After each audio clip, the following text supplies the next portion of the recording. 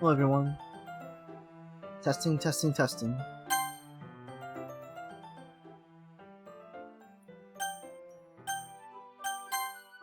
everyone hear me clearly? Can you hear me?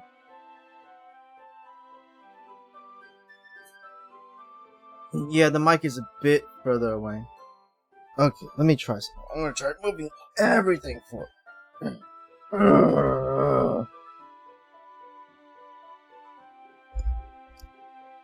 Okay, I moved that there. Okay, how does that sound? I'm not talking directly into or at the mic. For some reason, my stand refuses to be cooperative. Hello. Better? I'm currently cycling. Do you hear the cycle?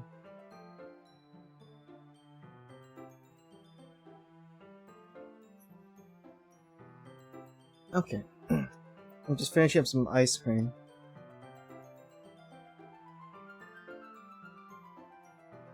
It was a long day at work. It's a no sugar added ice cream.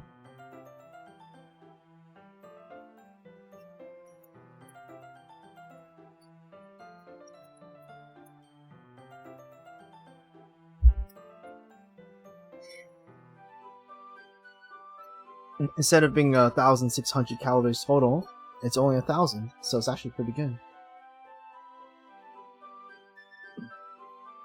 It tastes...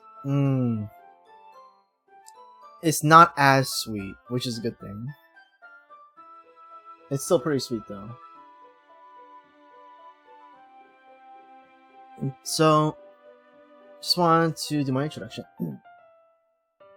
Hello everyone, my name's I'm a new guy, VRChat Hypnosis here, helping you to transform your game, your life, your Doki Doki to the next level with immersive hypnosis.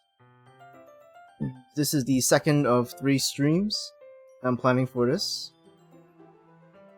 So, basically what I'll be doing is I'll be adding a little bit of hypnosis to enhance immersive aspects, as well as add like kind of little fun things to this whole shebang, essentially. I've kind of learned my lesson. Sorry. I've kind of learned my lesson from the previous Doki Doki run, so I won't be doing certain suggestions.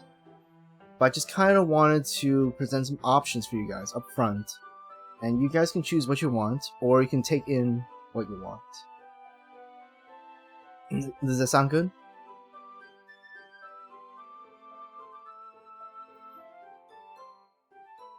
Peanut butter jam. No, that's pretty bad sugar, especially the jam part. And nuts have a lot of calories, sugar.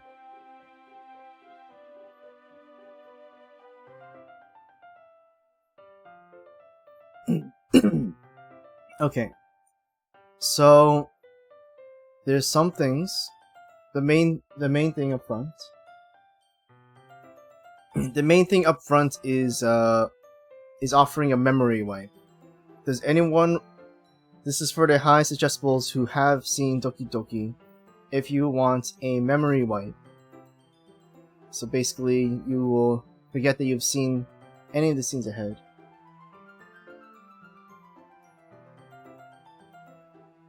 Say wipe. Say wipe if you want the wipe.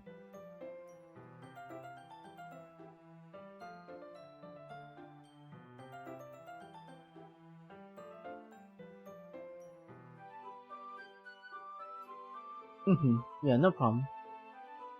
Alright, so I'll be going through these in order. Essentially, I will not be enhancing certain aspects, but just some certain things. Some of them I will be doing them underneath consciousness, but again, I'll be very clear that you can take in what you want and leave out what you want for each one. Another one I want to discuss up front is a voice acting suggestion. So you know how I act out the voices? Would you like to hear the girls' voices overlaid mine, essentially? However you imagine them to be. So I'll still be doing my own thing, but the idea is that you'd auditorily hallucinate the girls' voices.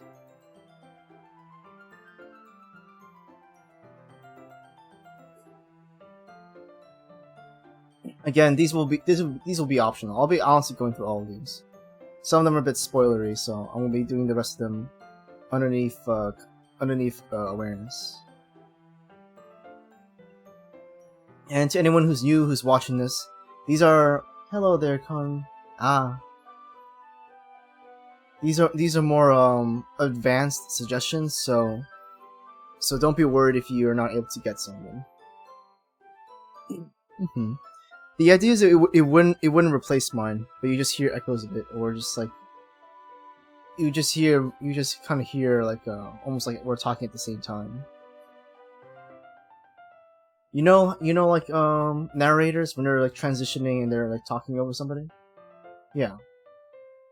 You know like all those stories, all the movies where like the girl is talking or the narrator is talking and they get overlaid for a second. It'd be like that but permanent for the stream. So you'd still hear my voice, but you'd also hear the girl's voice. Alright.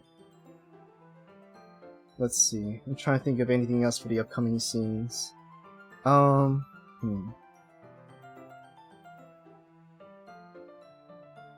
Okay.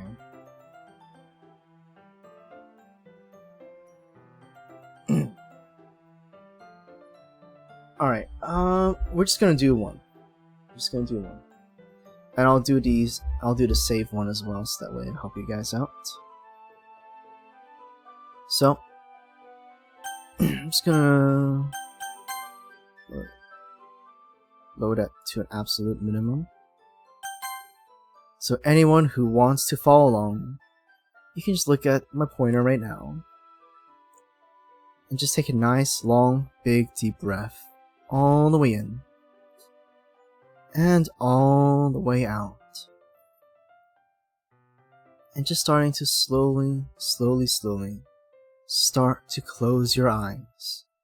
Only as fast as you allow yourself right now to relax even deeper, to easily feel even better, to naturally listen even more closely, to powerfully focus even more intensely on the sound of my voice, going deeper and deeper and deep. All those times you've ever had a daydream, you got sucked into a movie, a video game, a book, all those times coming back to you, even more intensely. Hello there, EVCer, relaxing. And I'm gonna do an up and down here, so just lifting up my voice and your consciousness, taking a breath already in, all the way in deep, and then slowly all the way out. 5, counting down. 4, closing your eyes if they haven't been closed already. 3, counting down to sleep. 2, sleep means closed eyes, relaxing, focused, not unconscious. 1, from the top of your head all the way down to your tips of your toes, just shaking them a little, shaking off any chains of stress, any things that could just be vibrated off. 5, 4, 3, 2, 1, and sleep. All the way down deep, deeper and deeper and deep. All the way down, all the way deep, all the way fast asleep. Drifting, dreaming, floating, flying to a very nice and pleasant place. And you are there right now. And right now, as you're here listening to the sound of my voice, the sounds of the game only serves to drive you down even deeper into a deeper state of consciousness, subconsciousness, of hypnosis, listening to my voice. And every other single thought right now, almost like looking at a volume mixer, just turning them down, every single train of thought, every other single thing, just tuning that out, tuning that down, putting it on mute right now. Putting it on mute.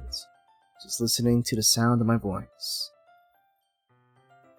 So, for anyone who is highly suggestible, who wishes to experience this freshly, for only those of you who wish to have a memory wipe, right now, taking all your memories of the next scenes, the succeeding scenes of Doki Doki, and just covering all over those memories with a blanket, with a carpet, that will naturally be revealed at the end of stream. At the end of stream, everything is pulled back. Everything's pulled back at the end of the stream. And then, next, for those of you who want to listen, who want to hear the girls' voices in tandem at the same time as mine, for those of you who want to have that kind of effect, trance listening even more closely. Anytime I act out a girl's voice, anytime I speak a girl's line, you can hear almost an echo.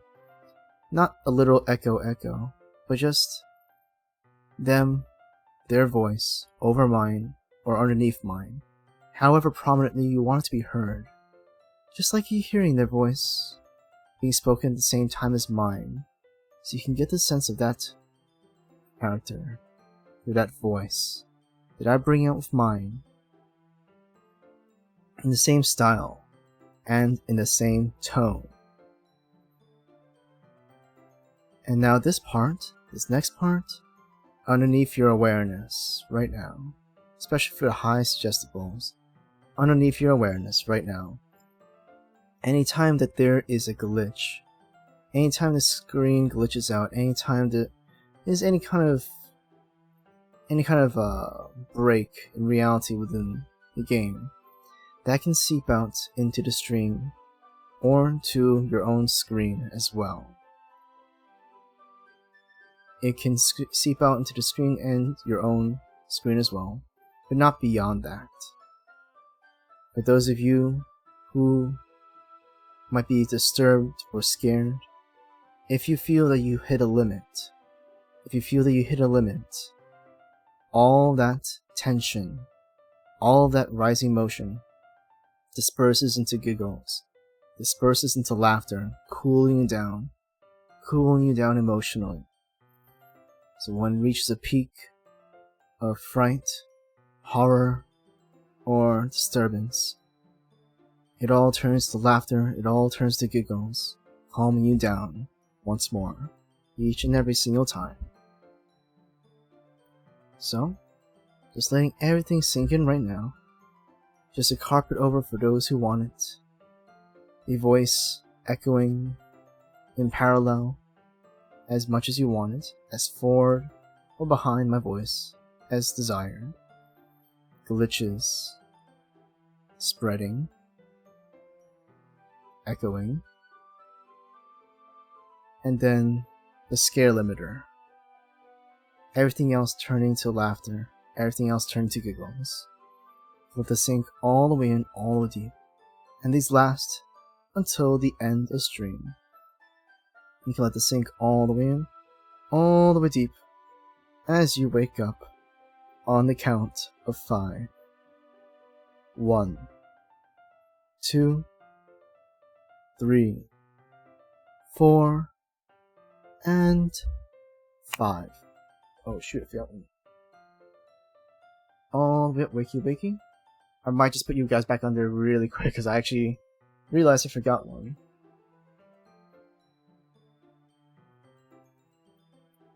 Which is ironic. Okay. It's gonna be one from the previous stream. Alright. Everyone just focus really quick. 5, 4, 3, 2, 1, sleep. All the way down deep. All the way down deep. Anytime that I save or load, it brings a nice, calming, refreshing feeling, helping to kind of reset things, helping things to calm down. It's refreshing just like a breeze running through your hair and through your mind. 1, 2, 3, 4, 5. Wakey. It's just adding Save and load. It's being nice and easily refreshing. Okay. Is everybody else good to go? Wakey wakey, everybody. Again, trying to be as close to my mic as possible, but the bike kind of inhibits that a little. Everyone else, aside from Chantel? Everyone feeling good? EVC is good. Hello to T3. Okay.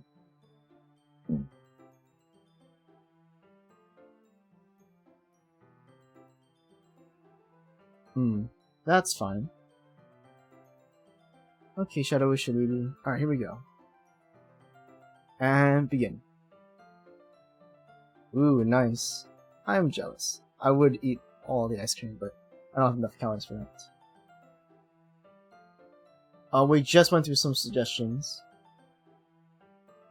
Do you want me to give you a really quick one, Sumi Ukulele?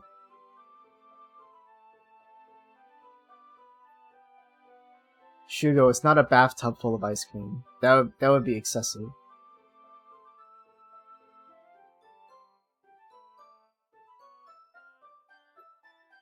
Though that'd be pretty cool. All right. No, we just got finished with all these suggestions for the stream, so we can get started. Here we go. It's already Sunday. Music just slipping.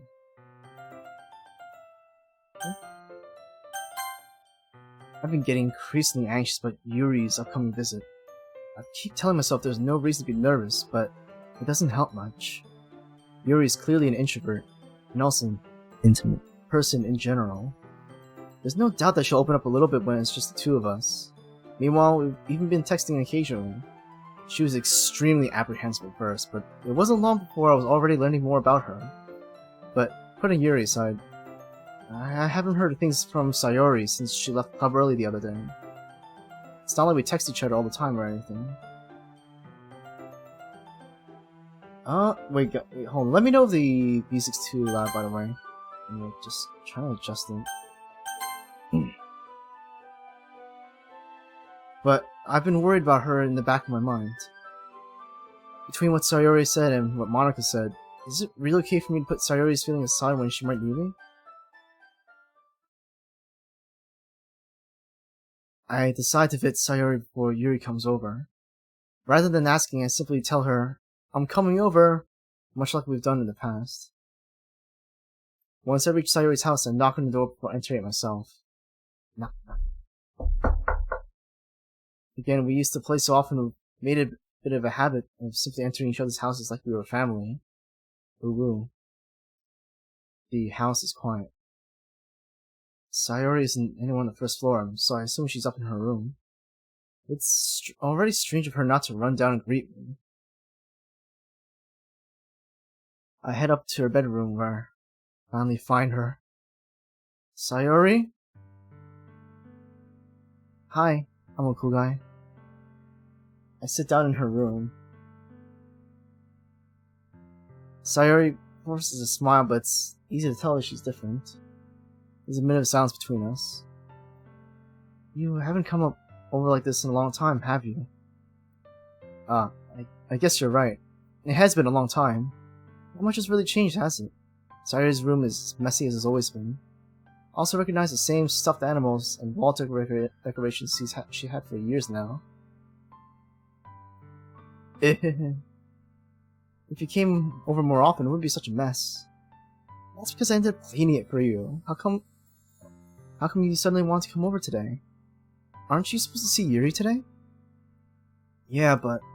Wait, how did you know that? Sayori had already left by the time we decided that last meeting. Monica told me. It's only natural for her to keep me informed about the festival preparations, right? Ah, that's true.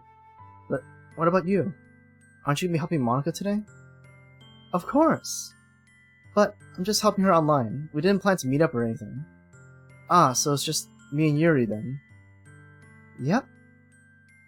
There's more silence between us. Sayori stares in a random direction. I swear it wasn't random though. Everything about her behavior is really uncharacteristic. I finally get to the point. I just wanted to see how you were doing. After you left on Friday. When something's wrong, you can't hide it from me. I know you too well, so... Sayori smiles, shaking her head. That's no good, Amukugai. Eh?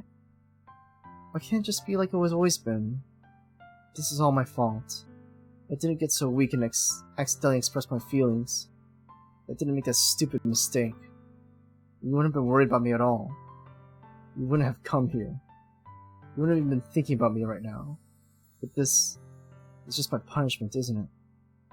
I'm getting punished for being so selfish. I think that's why the world decided to have you come over today. He just wants to torture me. Sayori! I grabbed Sayori by the shoulders.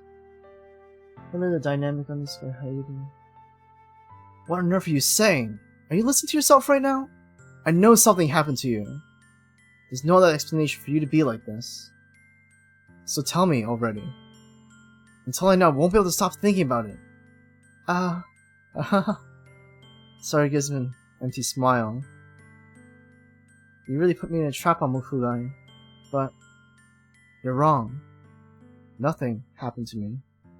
I've always been like this. You're just seeing it for the first time. Seeing what? What are you talking about, Sayori? You're really just gonna make me say it, aren't you, Amukugai? I guess I have no choice this time. The thing is, I've had really bad depression my whole life. Did you know that? Why do you think I'm late to school every day? Because most days I can't even find a reason to get out of bed. What reason is there to do anything when I fully know how worthless I am? Why go to school? Why eat? Why make friends? Why make other people put their energy and caring to waste? I had them spend it on me. That's what it feels like. And that's why I want to just make everyone happy. Without anyone worrying about me. ...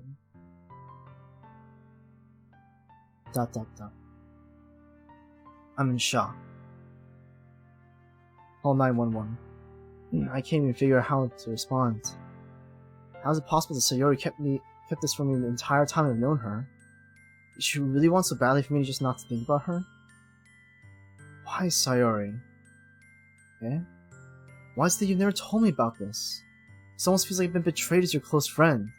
Because if I knew, I would have done everything I could to support you. Even if there's only so much I can do, I would have tried a little bit harder to make every day a little bit better for you. That's why I'm your friend. All you had to do was tell me. You don't understand at all, Amukugai. Why do you think I didn't tell you? Because if I told you, then you would have had to waste effort caring about me instead of doing important things. Yeah, I know, Yusir. I don't want to be cared about. It's bittersweet when people try to care about me. It feels nice sometimes. It also feels like a bat being swung against my head. That's why I wanted so badly for you to make friends with everyone else. Helping everyone be happy together is the best thing for me. But then, I discovered something else, too. Seeing you make friends and get close with everyone else in the club. It feels like a spear going through my heart. So that's why. That's why I decided the world just wants to torture me. Every path leads to nothing but hurt. You're right, I don't understand. Don't understand your feelings at all, Sayori. But I don't need to understand. Whatever it takes for me to help you stop hurting, that's what I'll do.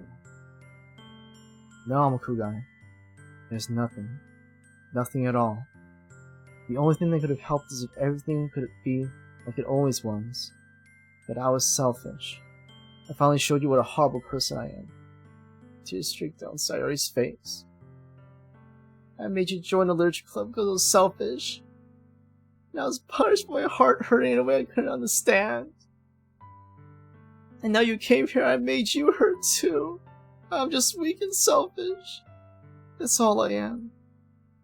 And that's why I'm gonna accept these punishments. Because I deserve every last one. Without thinking, I want to grab Sayori's shoulders. Yeah, sorry guys, I'm tearing up a little. I'm okay. This time I pull her into a tight embrace. It's my method acting. I'm a cool guy. Sayori, I don't care if you feel selfish.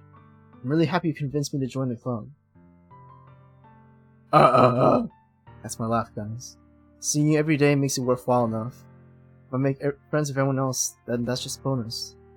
But please never underestimate how much I care about you. I wouldn't have it any other way.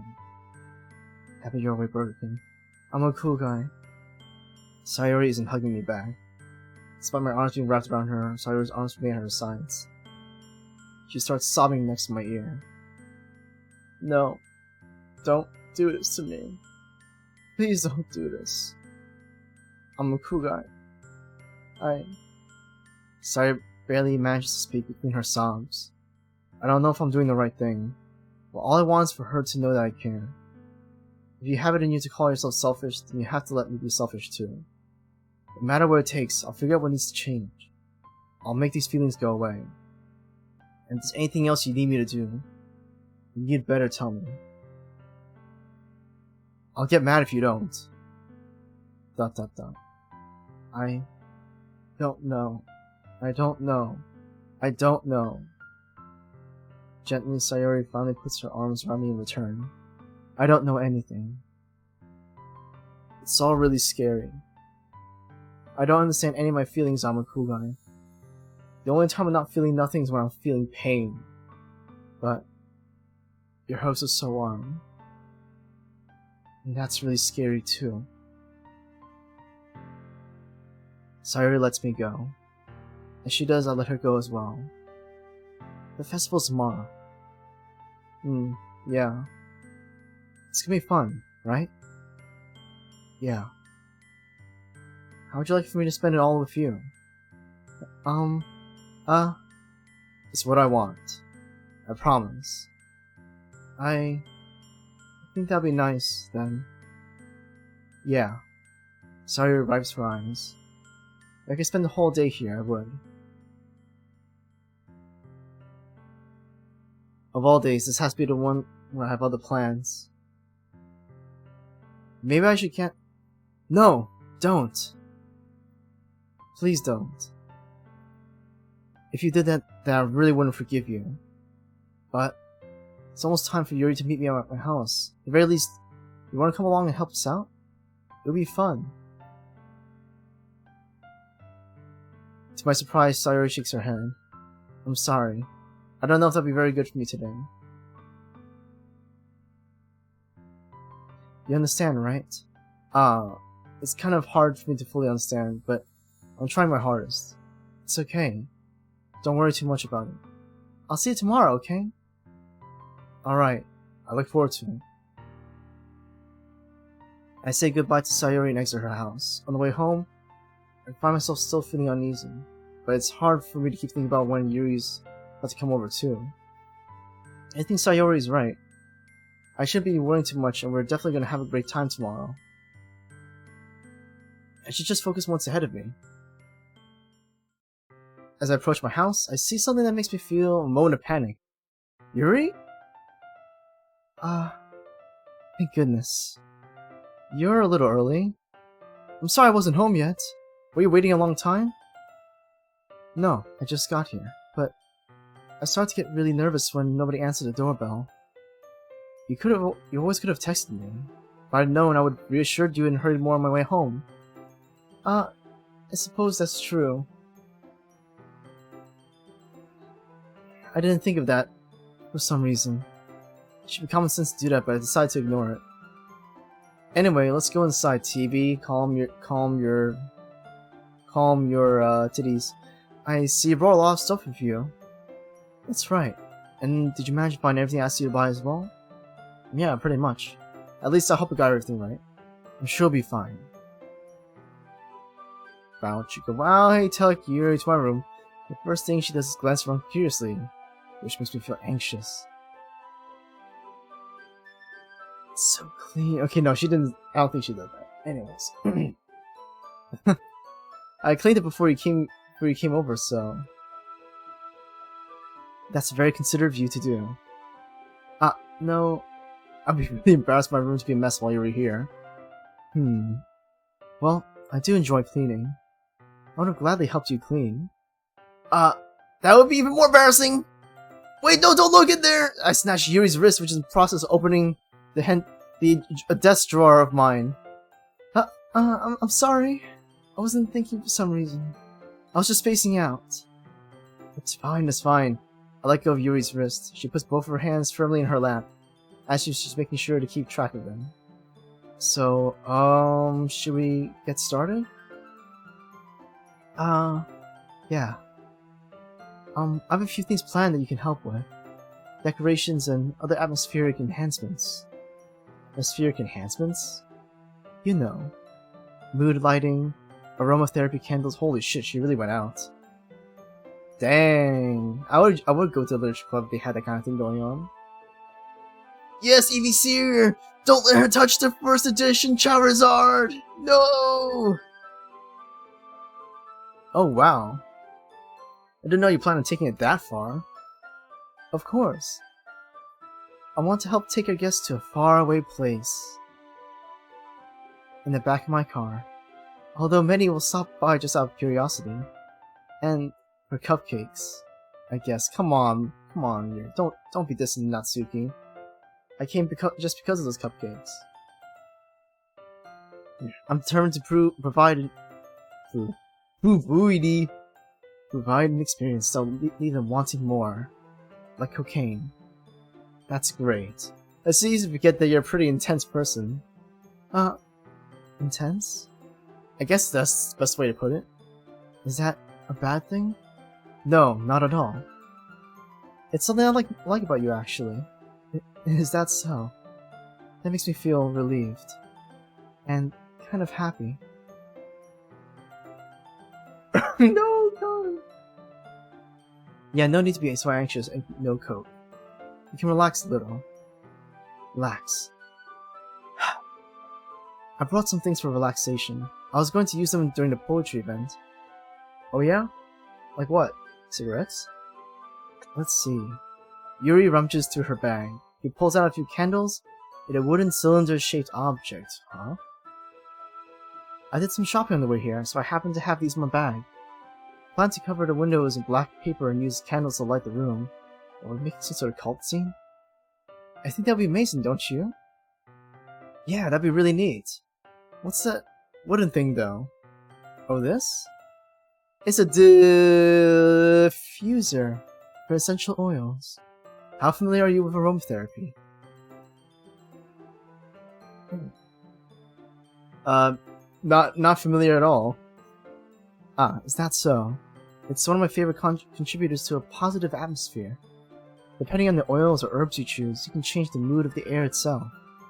You can even feel it permeate through your body. Relaxation, positive energy, romance, reflection, shin. It's almost like magic. Yuri takes the cylinder and pushes a switch on the bottom. Yes, the Riki Tiki. In just a moment, a thin ray of vapor begins to spout through a small hole in the top. Oh! Wow, that smells wonderful. What kind of mood is that one for? This is a jasmine essential oil. It smells a little I almost said sweat. Sweet and flowery, right? Yeah, that is a good way to describe it. Give me more of that shit.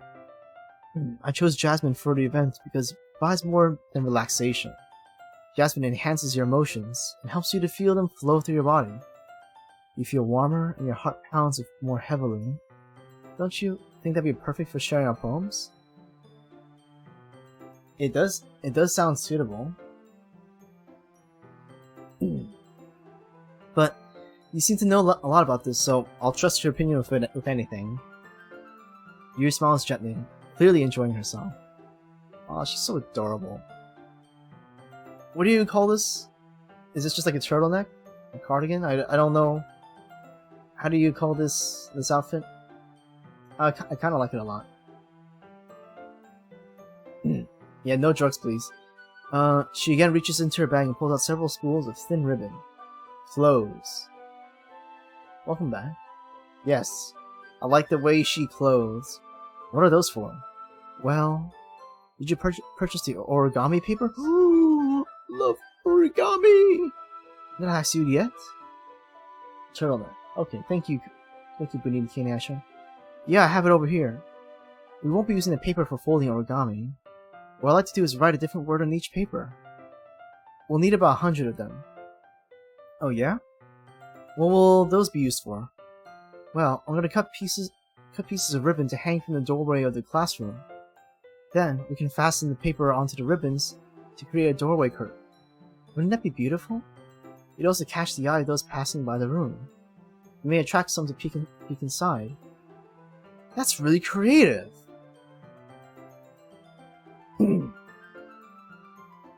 Hey, my first guess was right, Con.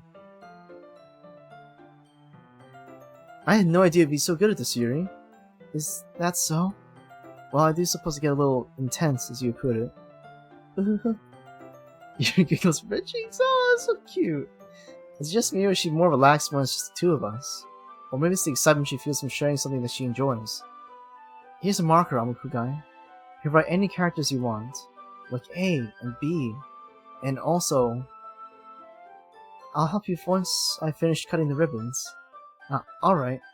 Sitting on the floor together, two of us get to work.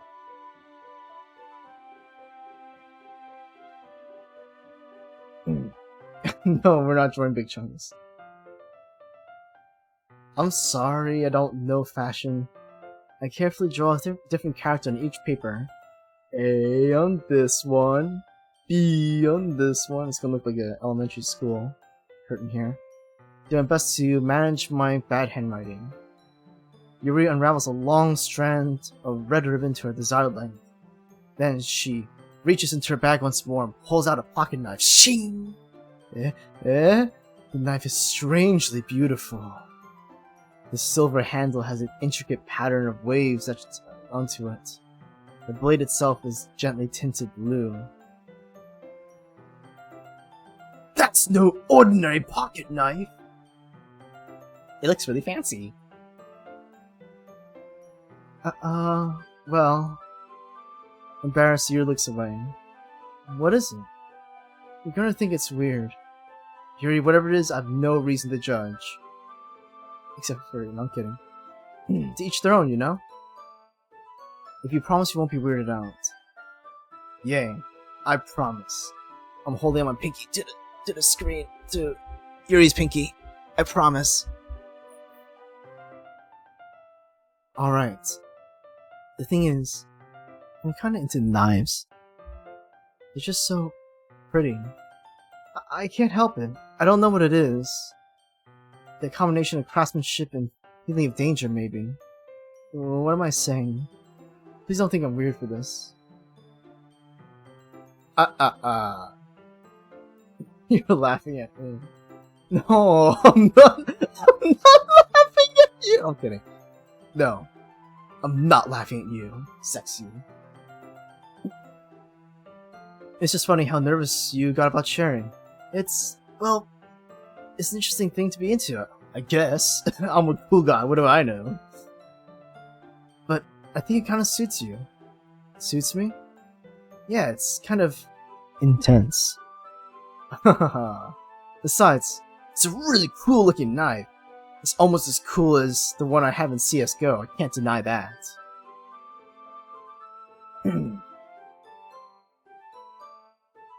It is, isn't it? Yuri relaxes her expression once again. Would you like to hold it? Sure, I'll check it out. I twirled butterfly knives, ever since I was 12. Yuri carefully hands me the knife, with the handle facing me. I take it and turn around my hands. It feels heavy and extremely solid, almost like it's made out of metal. Who would have thought? Where do you even get a knife like this? I'm kind of mentally rolling my eyes at that sentence. Oh my gosh, really? Would anyone be this stupid? Curious of its sharp. Okay, here, let me put my stupid voice. Curious of its sharpness, I feel the point of the knife with my index finger. Boy, I wonder if a knife is sharp. Ow! I'm a cool guy. Why did you do that? This is far beyond my calculations of your low IQ. I didn't expect it to be that sharp. I barely touched it at all. It's my fault. Oh, okay. Yuri, it's not your fault. Trust me, it's not your fault. Should have warned you that knives have edges and points.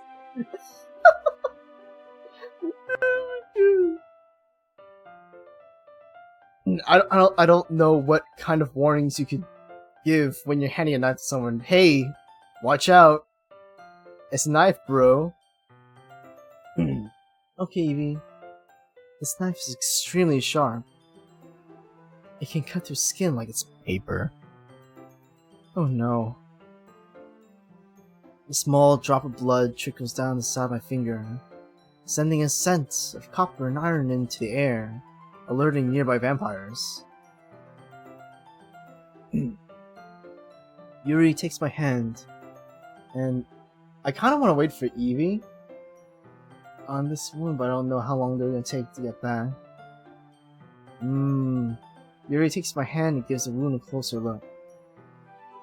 No vampire should go.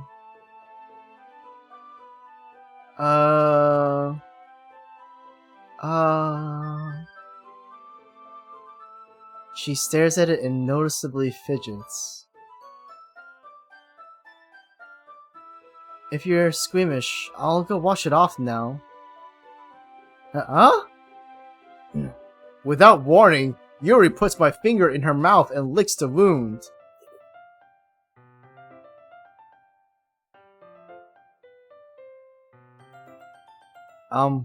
My finger feels weird now. I guess she's a fan of hands too. Or maybe she's a vampire. What do you guys think? Do you think she's a vampire?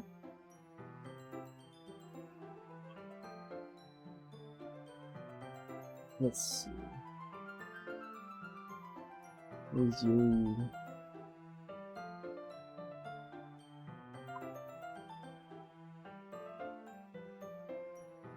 Okay, give me a second, guys. Here we go, guys. I'm just gonna put that out there. We got a nice poll going on. We got knives too.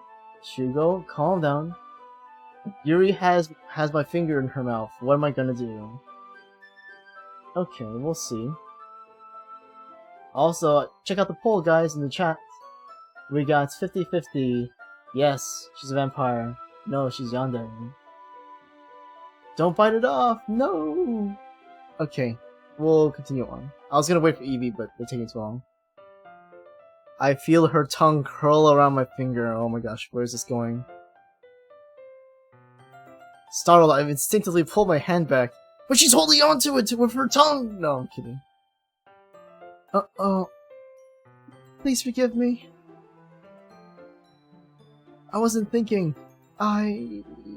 Yuri lowers her head, her face burning up. Okay, dynamic underscore Hayden. Good luck with chores. Yuri, that's the most embarrassing thing I've ever done. How could I do something like that? Question mark, question mark. I'm sorry. Sure, it was a little weird and took me by surprise, but I guess she was just trying to help, right? Also, it was kind of hot. Yuri, I think you're reacting a little.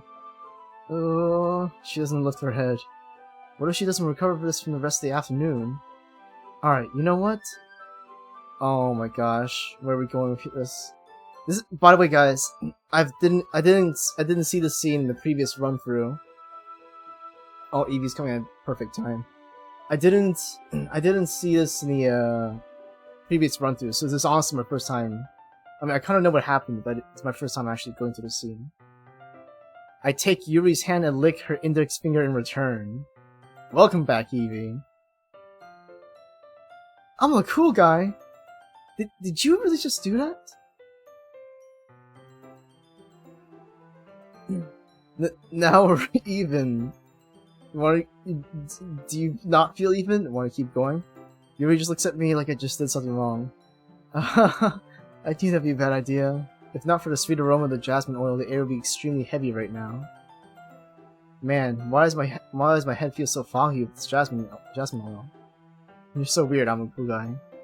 Yuri giggles shyly. Eh? Yuri calling me weird?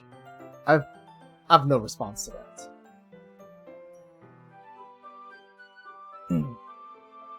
Where do you keep your bandages? I don't think I need one actually. It was a tiny cut. Look, you'd already stopped bleeding. I see. That's relieving. The tension is quickly lifted. We each resume our respective activities. I don't know about you guys, but even if I get a tiny cut, it's still gonna hurt. I would still put a bandage on it.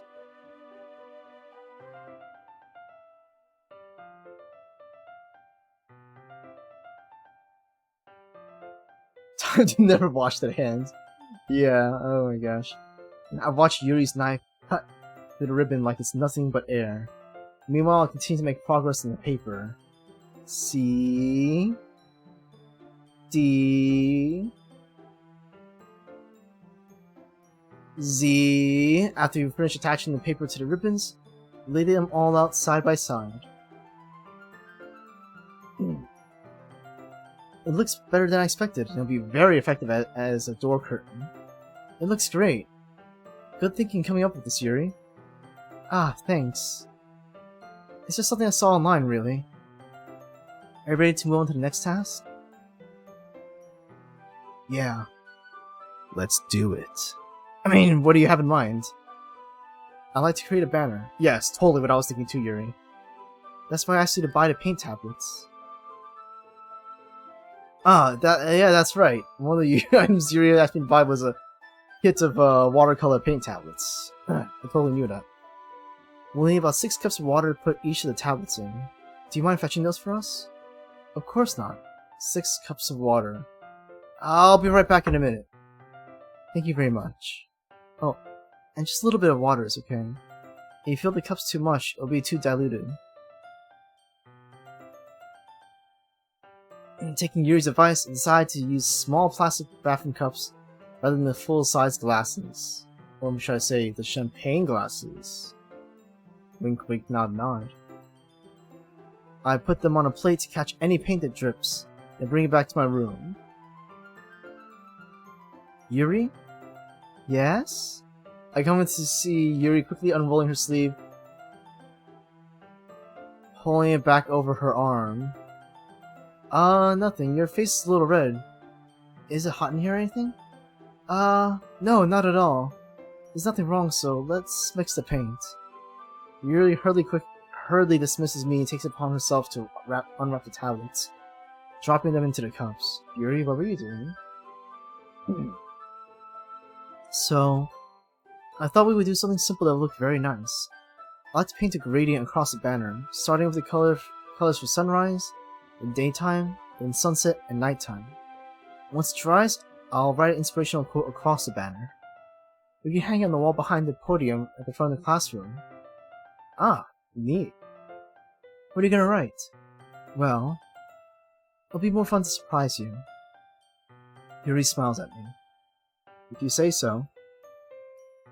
After rolling out the banner, Yuri and I kneel on opposite sides so we don't get in the way of each other. Yuri uses a brush and adds a few dots of different colors across the banner to serve as a color guide when we paint. Oh, that's smart. I wouldn't have thought of that. This kind of reminds me of elementary school. Painting on a banner of watercolors feels a lot like the art class projects we had back then. It's relaxing. I'm sorry this feels too childish. I meant it for your low IQ. No, I didn't mean that at all. It's kind of fun, you know? Yeah, it is fun. I'm glad you feel that way too. Yuri stops painting for a moment, thinking to herself. For me, I don't need to go out and do crazy things to have fun. In fact, I usually don't even want to. I just like when I can spend time with one other person. Even something simple like reading. It doesn't matter even if we don't talk much. Just having a friend next to me makes things feel a little bit nicer. I think that's all it takes for me to be happy. Is that so? Even if Yuri and I are quite different, I can understand where she's coming from. I feel that way about things like anime and games, where simply sharing the experience with someone can make me happy. I think I feel the same way. Yuri smiles gently. I knew you'd understand. Yuri leans over the banner to grab an unused paintbrush. I move at the same time, causing my head to bump into hers. Yeah! Sorry. Yuri reels back and I quickly lift my hands in surprise. Are you hurt? I cared. I thought you grabbed onto something there. No, I'm not hurt. It's just startled me, that's all. I should have asked you to get it for me. It's not your fault. Not your face. The droplets of paint on Yuri's face and neck. Time for more looking. I know. Is there something on my face? Yeah, I accidentally got paint on you. Sorry, it's totally my fault. I'll get a towel right away. I rush out and fetch a small towel, then I dampen it with hot water. I return to my room and kneel back down in front of him. Oh my gosh, this is such a heartwarming scene. This is my first time seeing this. Oh, my heart's melting. Here. I pat down Yuri's face and neck with a towel. Is something wrong? It's hot, and I just didn't expect it. Sorry. I didn't want to use cold water. Having finished, I start to retract my hand, but Yuri suddenly holds my wrists. Wait. Eh? Just for a little longer.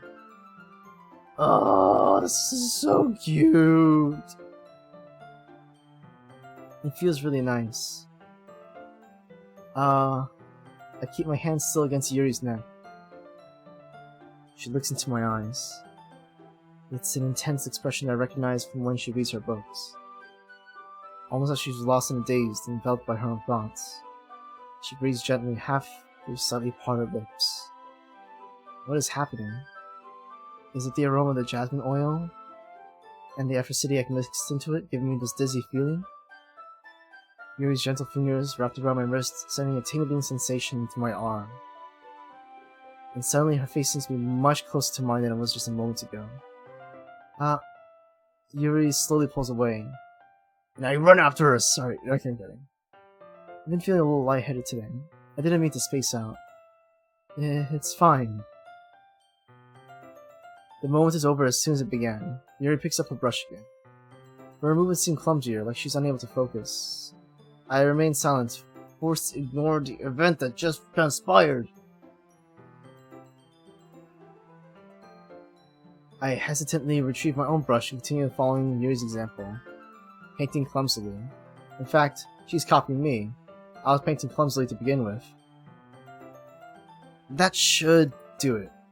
I finished feeling the night sky of white dots that look like stars. If you were blind. Looking at the banner as a whole, it's very pretty and natural looking. I think it came out better than I expected. I'm really happy with the results. Yeah, girl, me too. Are you gonna add the lettering now? Not yet. It needs to dry first. Well, that's true, but won't that take a while? Well, perhaps it'd be best to leave it here and have you bring it in the morning. I can do the lettering in the classroom before our event starts. Is that okay? That's like totally fine, girl. Wonderful. In that case, I don't think there's anything more for us to do here. But who? You say that like you're glad it's over. Is that wrong to assume you're at least enjoying yourself a little bit? No, it's not that. I'm just glad that we managed to get everything done. I see. I am too. I was a little concerned about time. I need to start making dinner soon. So you don't have any time left? I was secretly hoping we'd have extra time after finishing work for well... ... Yuri thinks to herself. I think it'd be a little too irresponsible to wait much longer. I'm sorry. I was hoping there'd be more time as well. It's probably my fault. Sorry for being such a slow worker. And slow. No, it's not your fault at all. I had that in my calculations. And The important thing is that we got everything done, right? Yeah. So, I shouldn't be disappointed or anything. Gathering all her things, Yuri seems to look a little downcast and disappointed. I understand why. It sounds like she really gets the opportunity to spend time with friends in a relaxed environment. But that doesn't mean this has to be the last time it can happen.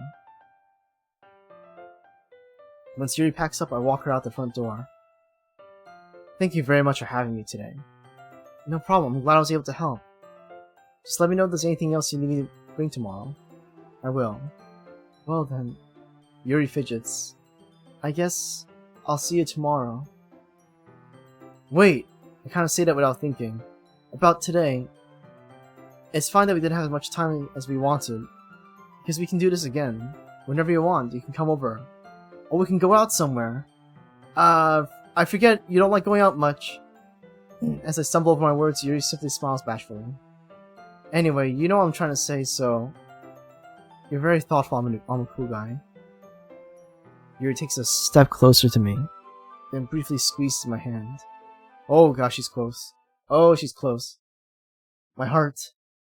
I kind of like that about you.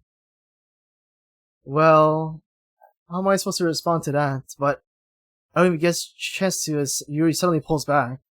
Sayori? Eh?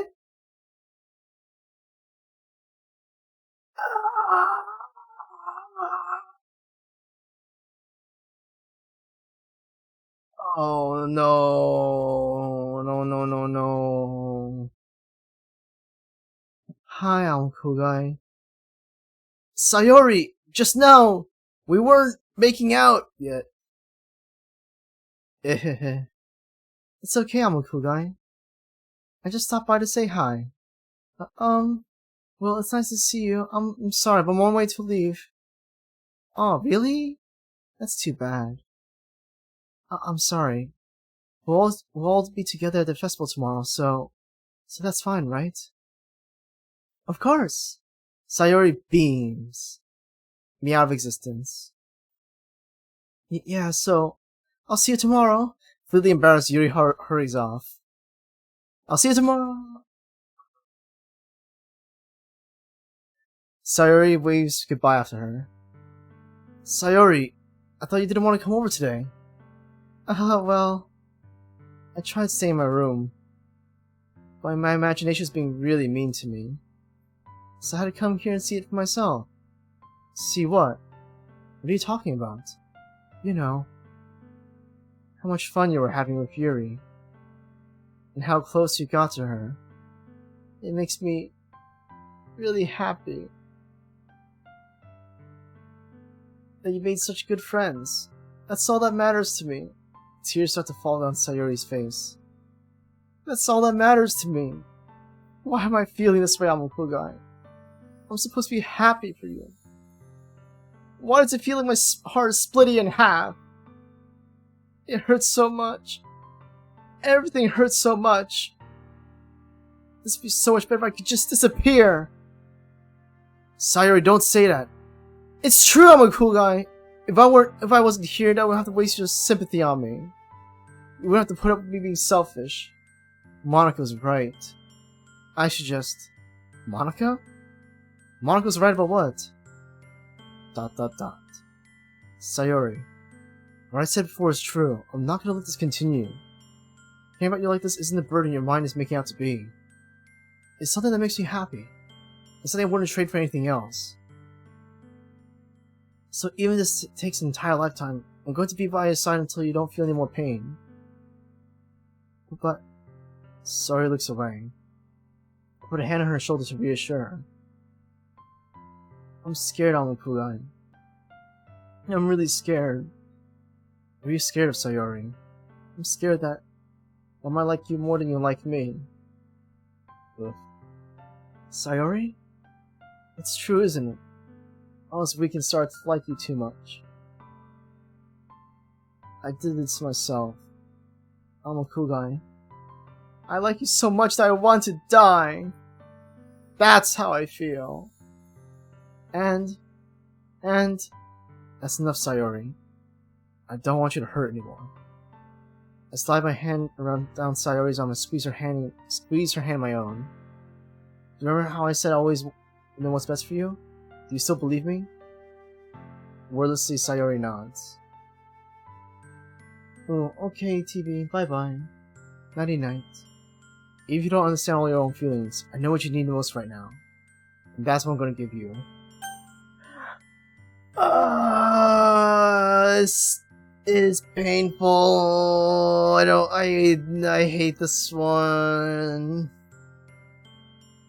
Okay guys, just to let you know, last time I chose I love you. Should I choose you'll always be my dearest friend? I mean, we're technically going the Yuri route, and we've already kinda kicked Natsuki and the others in the face. Save, right, okay, save, here we go. Save, guys. Refresh. Calm. We have saved. Okay, guys.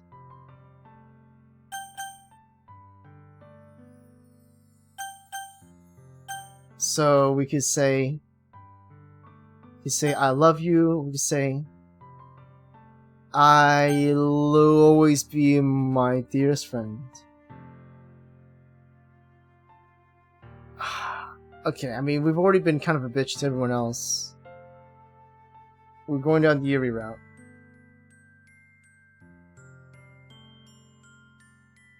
What does everyone else think?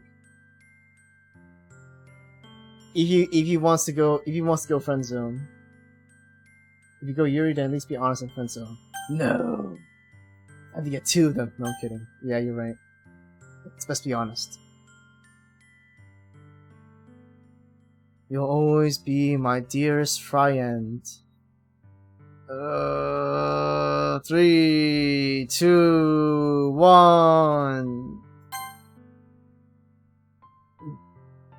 You'll always be my dearest friend. Like, you need more things to be like they've always been. Yeah, I feel really bad. Monica told me the truth. Look at how much happier you seemed after I joined the club. I know you're struggling with some really difficult feelings right now.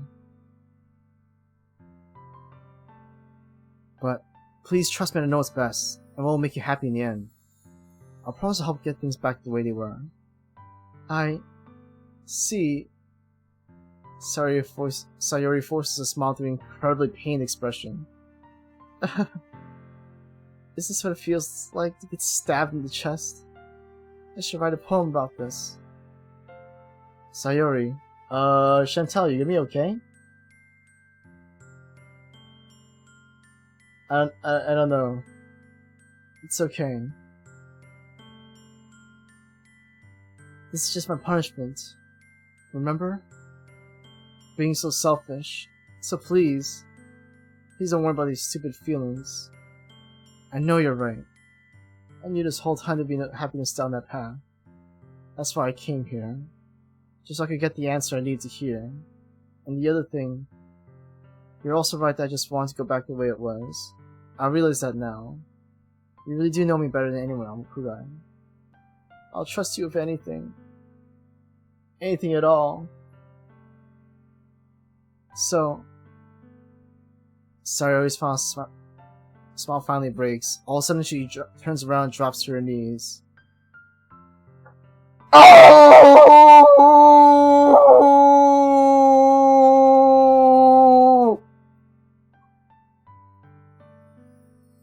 Clutching her head. Okay, I'm so sorry. I'm sorry. I tried doing that into my shirt. I really apologize, guys. Sorry. Clutching her head with both of her hands, she screams as loudly as she can. At least you could say I did it according to the story. I'm so shocked I don't know how to react. But the chat reacted my ears. dot dot dot. And then she does it again. No, I'm kidding. Oh shit. Sayori looks over her shoulder and flashes me one more weak smile before turning around and running off. Hello there, Robimaster 15. No, this is my second playthrough. No spoilers, please.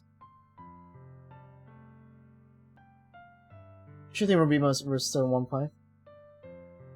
Yeah, it's the first time doing the plus version. We're going a different route than we did last time. I'm left helplessly standing in front of my house. Why am I feeling so horrible about this? There's nothing more that I could have done. The most I can do is support Sayori through her feelings and help her on the path that's right. But I'm having as much trouble understanding Sayori's feelings as she is. Even though I can comfort her, I keep wondering if I should do something once more, or something different. I know these thoughts will continue to plague me until things are back the way they were. I'm going to give it everything I've got. Sayori will always be my dearest friend. And I'll do whatever it takes to put a smile on her face every day. It's the day of the festival. Of all days, I expected this to be the one where I'd be walking to school with Sayori. But Sayori isn't answering her phone. I considered going to her house to wake her up, but that's a little too much. Meanwhile, the preparations for the event should be nearly complete. The banner Yuri and I painted is dry, and I gently rolled it up to take it with me. She sent me a pleasant text, reminding me not to forget anything, and I reassured her. Funnily enough, I'll probably feel the same way as Natsuki about the event.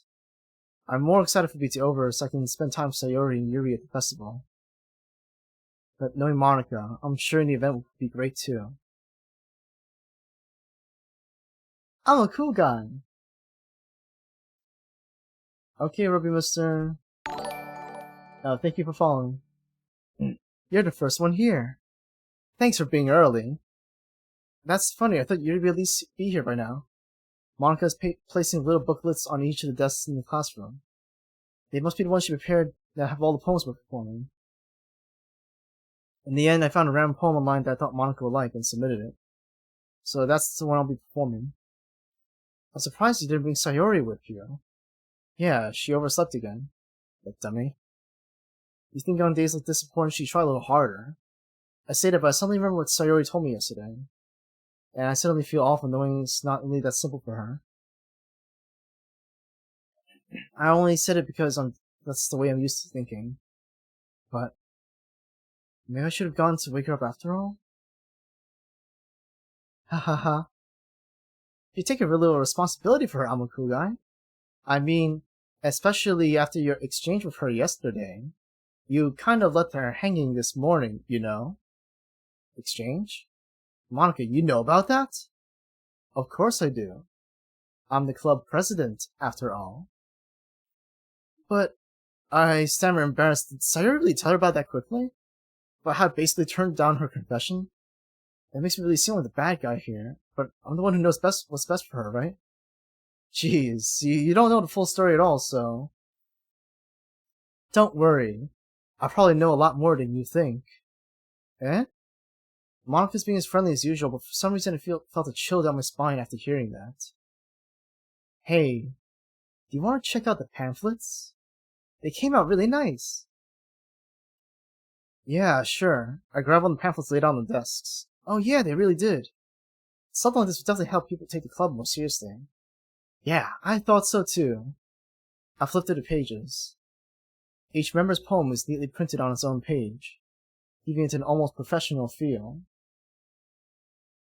I recognized Natsuki's and Yuri's poem from the one that they performed during our practice.